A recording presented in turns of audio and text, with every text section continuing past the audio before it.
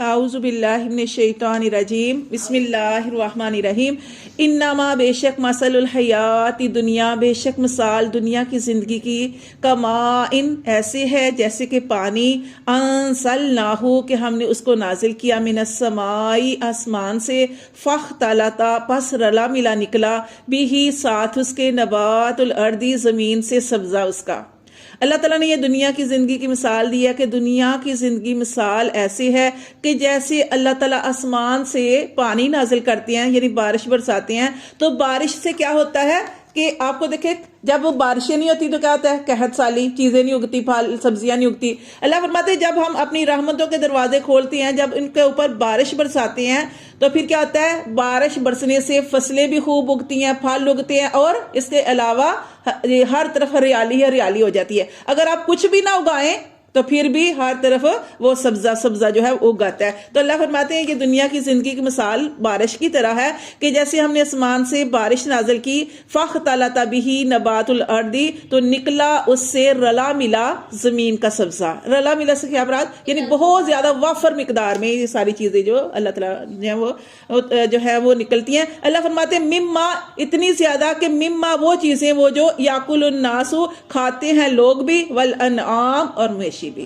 ٹھیک ہے کہ انسانوں کے لیے بھی اللہ تعالیٰ نے فراوانی جو ہے وہ پیدا کی، یعنی اس بارش کی وجہ سے، اس پانی کی وجہ سے، اور مویشیوں کے لیے بھی بہت سارا سبزہ نکلا، حتیٰ یہاں تک کہ اذا جب اخذت الارض جب پکڑی زمین نے زخرفہا اپنی رونق، زمین نے اپنی رونق پکڑی، وزینت اور خوب آراستہ ہو گئی، یعنی خوب ہر طرف ہریالی اور سبزہ ہو گیا، وظنا اس وقت گمان کیا اہلوہا اس کے مالک نے، جو کھیتی کے مالک ہوتے ہیں انہوں نے گمان کیا، انہم کہ بے شک وہ قادرون کہ وہ قدرت پالیں گے، علیہا اس پر، کہ کھیتی کو دیکھ کر کیا ہوتا ہے، کسان خوش ہوتا ہے کہ اب مجھے بڑا فائدہ ہونے والا ہے۔ تو اس وقت اس نے گمان کیا اپنی کھیتی کو دیکھ کے کہ اتنی ہریالی، اتنا سبزہ، اتنی فصل ہوئی کہ اب میں اس پر قدرت پانے والا ہوں، فائدہ حاصل کرنے والا ہوں۔ تو اللہ فرماتے ہیں آتاہا آیا اس کے پاس، امرنا اس کھیتی پر ہمارا حکم، لیلن راتوں رات، او نہارن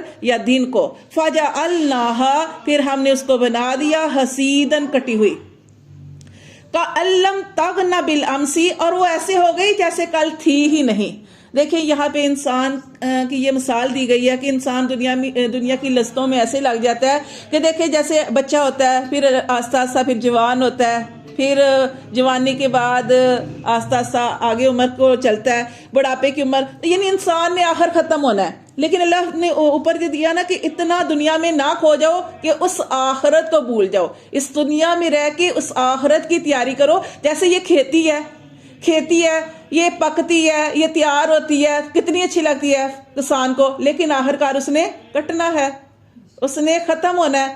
یا تو پھر آپ دیکھیں نا جیسے بچہ ہوتا ہے، ابھی وہ ابھی جوان بھی نہیں ہوتا، اس دنیا سے چلا جاتا ہے، کسی کو کوئی گارنٹی نہیں، اپنی زندگی کا کوئی پتہ نہیں کہ ہم نے کتنے سال رہنا، کتنا رہنا، کتنا نہیں رہنا۔ اسی طرح کئی کھیتی وقت سے پہلے خراب ہو جاتی ہے، اور کئی پوری عمر کرتی ہے، یعنی کہ پوری عمر کر کے فائدہ بھی ہوتا ہے، لیکن کیا ہوتا ہے آخر کار اس نے کٹنا ہی کٹنا ہے۔ تو یعنی ہمارا بھی یہی حال ہے کہ ہمیں بھی اس دنیا سے جانا ہی جانا ہے، لیکن اللہ کے احکام کو نہ بھولیں، اللہ کے رسول کی تعلیمات کو نہ بھولیں۔ یہ سارا کچھ جو ہے اپنی اولاد کے پیچھے اتنے پاگل نہ ہو جائیں کہ وہ اولاد کل آپ کو پوچھے بھی نہ۔ اس اللہ کو راضی کرنے کی کوشش کریں جس نے آپ کے ساتھ جو ہے وہ سارے معاملے کرنے ہیں۔ آج اگر اللہ کی مان کے چلیں گے، اللہ کے حکموں کو مان کے چلیں گے، دیکھیں آپ رشوت لے سکتے ہیں، آپ جھوٹ بول سکتے ہیں، آپ غلطی بیانی کر کے زمین ہتھیا سکتے ہیں، لیکن دیکھیں نا اللہ تعالیٰ نے، اللہ کے نبی نے اس کا وبال بھی تو بتا دیا نا۔ تو اس لیے یہاں پہ یہ بھی بتایا کہ اگر کوئی بھی کام غلط کر رہے ہو تو یہ سوچ کے چھوڑ دو کہ کل تمہیں اس اللہ کی طرف جانا ہے۔ تو اللہ فرماتے ہیں کہ وہ کھیتی ایسی ہو جاتی ہے، عذاب آتا ہے ایسے ہو جاتی ہے کہ جیسے یہاں پہ تھی ہی نہیں۔ انسان کا بھی ایسے ہی حال ہے، کتنا کوئی یاد رکھ لے گا۔ آج ہمیں اپنے دادا کا نام پتا ہے، دادی کا نام، آگے پوچھیں گے شاید نہ پتا ہو، تو ایسے ہی ہے، ہمارا بھی کل کو نام بھی مٹ جائے گا۔ ٹھیک ہے، تو یہاں پہ اس طریقے سے زندگی گزارنی چاہیے کہ اپنے لیے خود تیاری کر کے جائیں۔ تو اللہ فرماتے ہیں کذالک اسی طرح نفصل الآیات، اسی طرح ہم تفصیل سے کھول کھول کر بیان کرتے ہیں اپنی آیات، لقوم یتفکرون غور و فکر کرنے والوں کے لیے. تو غور و فکر کرنا ہے یہاں پہ. واللہ اور اللہ یدعو اللہ تعالیٰ تمہیں بلاتا ہے الی دار السلام سلامتی کے گھر کی طرف. دیکھیں جب بھی بچہ اس دنیا میں پیدا ہوتا ہے تو ایک تو ضمیر ہوتا ہے اس کا, وہ اللہ کی طرف سے روح ہوتی ہے جو اس کے دل میں ڈالی جاتی ہے کہ جب انسان کوئی غلط کام کرنے لگتا ہے, جب بچہ بھی کوئی غلط کام کرنے لگتا ہے, چھوٹا سا بچہ وہ بھی سمجھتا ہے کہ میرے والدین کو پتہ چل جائے گا. چھوٹا بچہ بھی ہو تو وہ چھپ جاتا ہے یا فیل ہوتا ہے کہ یہ بچہ کوئی غلط کام کر رہا ہے. ٹھیک ہے, دیکھیں اللہ نے ایک تو یہ رکھی ہے نا روح مومن انسان کے دل میں, ایک ساتھ اس کے وہ رکھا ہے شیطان شر, کہ جب بچہ اس دنیا میں آتا ہے سب سے پہلے کون چھوتا ہے؟ شیطان چھوتا ہے. تو یہ دو چیزیں ہیں, اب بچنا ہے آپ نے, شیطان سے بچنا ہے.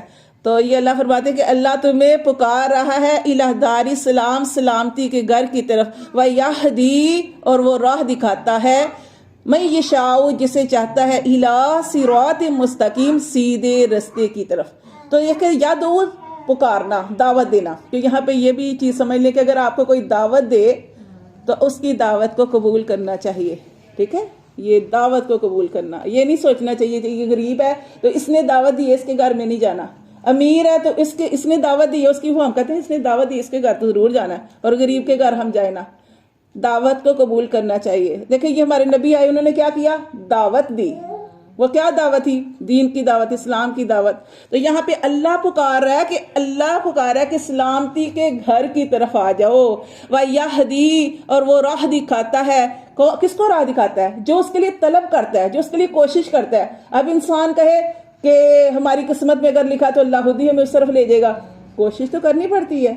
اب دیکھیں رزق دینے والا اللہ ہے, اللہ ہی رزق دیتا ہے نا. ہم کہیں کہ اب رزق ہمارے گھر میں آ جائے اور خود ہمارا شوہر بھائی بیٹا ٹھیک ہو اور گھر سے نکلے نا, تو اس طرح تو نہیں ہوتا نا. مطلب اس کے لیے کوشش کرے گا. اللہ نے یہ سبب لگائے ہیں, وسیلے پیدا کیے ہیں. جیسے عورت ہے وہ گھر میں سنبھالتی ہے کہ کتنا اللہ نے اس کو اجر دیا کہ ماں کے قدموں تلے جنت ہے, اور باپ کو ایویں نہیں کہہ دیا کہ اس کے جنت کا دروازہ ایسے نہیں کہہ دیا, کہ وہ بھی بہت زیادہ محنت اور مشقت کرتا ہے اور اپنے بچوں کے لیے کام کرتا ہے. تو یہ اللہ نے ایک وسیلے رکھے ہیں, ایک سبب رکھے ہیں. ویسے تو رزق دینے والا اللہ ہی ہے. اور جیسے نا آپ صلی اللہ علیہ وسلم جب گئے تھے معراج کا واقعہ جو آپ صلی اللہ علیہ وسلم کا, تو آپ نے کیا کیا تھا؟ جا کے اپنی اونٹنی کو باندھا تھا. کیوں باندھا تھا؟ آپ صلی اللہ علیہ وسلم نہ باندھتے, آپ نے باندھا کہ اپنی چیز کی پہلے حفاظت کرو پھر اللہ پہ توکل کرو.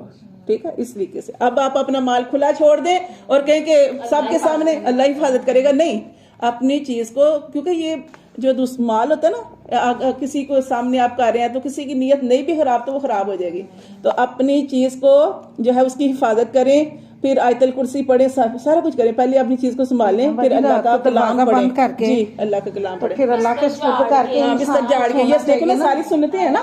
اپنے دروازہ بند کیا, بسم اللہ الرحمن الرحیم 21 صفحہ پڑھنی ہے, بستر کو جھاڑنا ہے, پھر وہ سونے کی دعائیں ہیں وہ پڑھنی ہیں. دروازہ کھلا چھوڑ کے سو جائیں تو کہہ رہے ہیں کہ ہاں جی, اللہ حفاظت کرنے والا نہیں. یہ ساری چیزیں اللہ تعالیٰ نے فرمایا کہ اللہ تمہیں ہدایت کی طرف پکارا ہے, الی صراط مستقیم, طرف سیدھے راستے کی. للذین اور ان لوگوں کے لیے احسن الحسنی جنہوں نے نیکی کی ان کے لیے نیکی ہے, بلائی ہے. وہ زیادہ اور بہت زیادہ ہے. جیسے ہم نے پڑھا ایک نیکی کا 10 گنا, اور اللہ اگر چاہے تو اخلاص کے جتنا ہو 700 گنا تک اللہ بڑھا دے, اللہ چاہے اس سے زیادہ بھی اجر عطا فرمائے. اللہ فرماتے جنہوں نے نیکی کی ان کے لیے نیکی ہے. ایک تو یہ ہے, اور دوسرا یہ کہ جنہوں نے دنیا میں نیکیاں کی آخرت میں ان کو بڑا چڑھا کے اجر دیا جائے گا. اور نیکی کیا ہے کہ اللہ تعالیٰ جنتیوں سے پوچھیں گے جب وہ جنت میں چلے جائیں گے, کسی چیز کی کمی تو نہیں, کچھ اور چاہیے؟ وہ کہیں گے اللہ ہر چیز ہے, اللہ ساری نعمتیں تو نے دی ہیں. اللہ تعالیٰ فرمائیں گے ایک چیز کی کمی ہے اور وہ ہے میرا دیدار.